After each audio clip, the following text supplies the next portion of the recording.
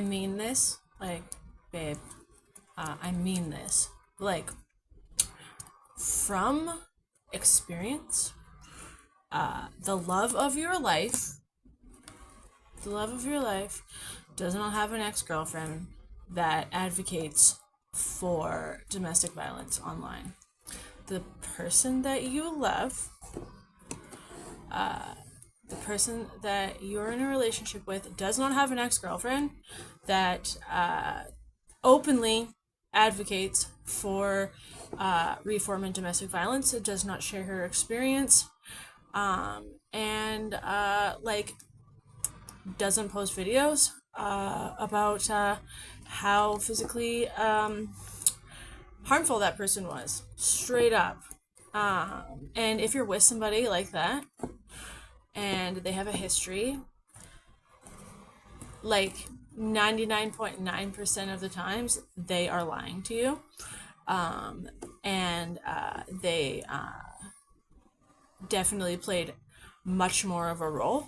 Like, I think it's like 2% of women actually like make false claims about physical violence.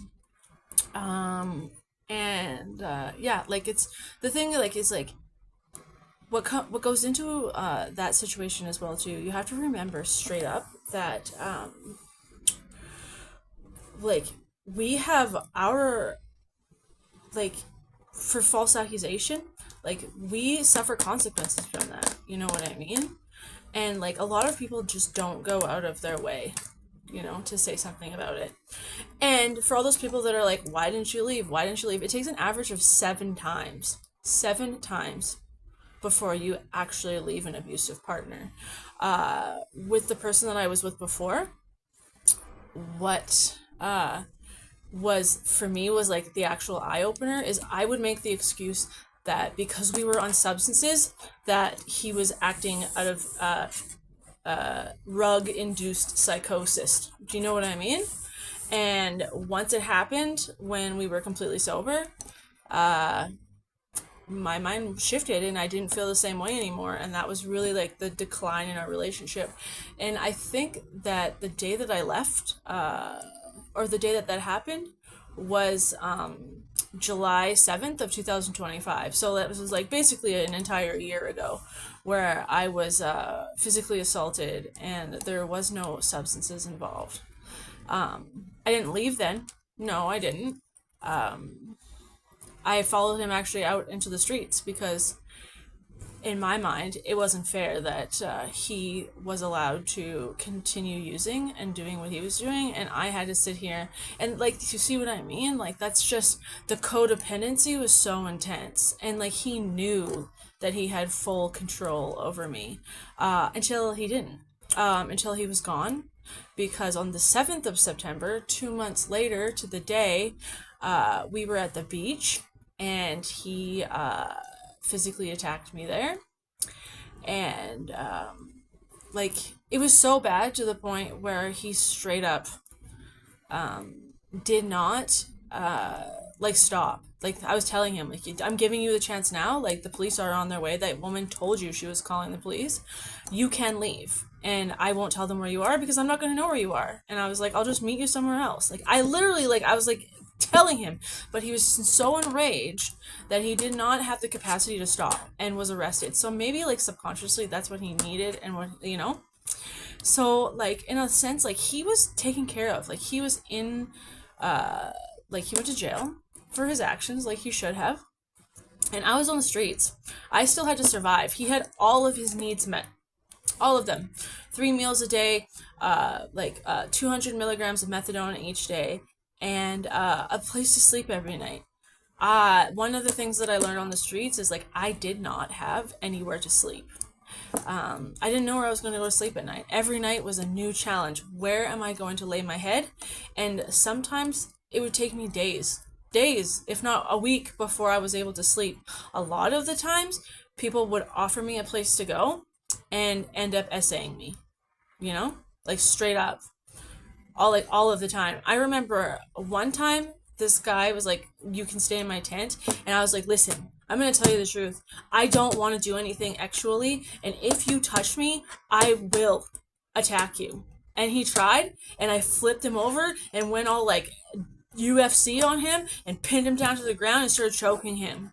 And I was like 110 pounds, like the smallest I've ever been. Like, there's a picture of me where I am genuinely like to me that like you can see like that it was all gone. Like I had nothing left of me, like completely all sunken in. Like I was emaciated. That's the word I'm looking for. And I still had so much unbridled rage and frustration and pent up anger in that moment that I took it out on him, and I completely subdued him. Like, I, you know what I mean? I was just so fucking done with people touching me after I tell them no. Because there is no such thing as consent on the downtown east side in Vancouver. Men walk around with a superiority complex, and they know that they can take advantage of women, and because we're on the streets there, there's nothing that they can do about it. And that power went to my ex-boyfriend's head as well too. He knew he could do whatever he wanted and suffer no consequences. That's why he's still there and doing the things that he was doing, and I'm out of that situation, because I learned that like anarchy and like society collapsing is not what it is chalked up to be. And like, you know, just the thing is like this man, like, I don't know, I'm waiting for Claire's Law to see what he has done to other people, because the police officer the first time straight up was like, you need to meet with me, and he manipulated me into not doing it. He's like, if you actually trust me, you won't go. And I didn't trust him, but I was in an abusive relationship, and I don't think that you understand what an abusive relationship is like until you are in one. And you can like say to 6 Ways to Sunday, why didn't you leave? Why didn't you do that? Because I was in an abusive relationship, and like I watched my father do the same thing to my mother, and I just continued the cycle. Do I know the signs now? Do I know how to get myself like out of a situation, like not even into a situation like that? Yeah, no, but hindsight is 2020. And I'm telling you, babe, the man that you love, if he's got a girlfriend that's on or an ex-girlfriend that's on the internet right now talking about how he used to fucking beat the snot out of her, that's not the man of your dreams. And you are literally his new supply. And you are fucking worth more than that. You are. Like, honestly, if you're with a guy and he has manipulated you to the point where you think that his ex was crazy and she has receipts about the shit that he did, you're like, I don't want to call you stupid, but like, I'm not going to say that, you know, like, men are that fucking convincing.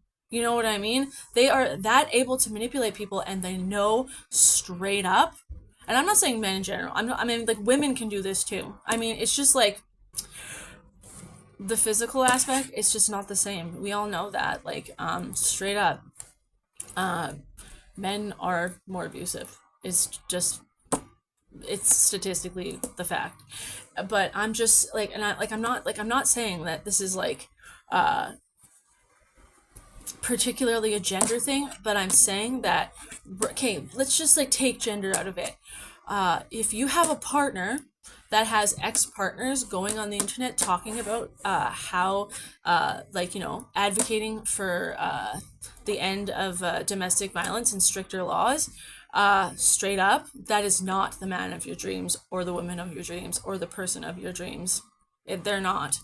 And like, you are new supply, and you have been manipulated, and there is a way out. And I fucking hope that you get out for your own safety before you become the next casualty. Because reality is, just like domestic violence, or just like addiction, domestic violence is a fatal and progressive mental illness.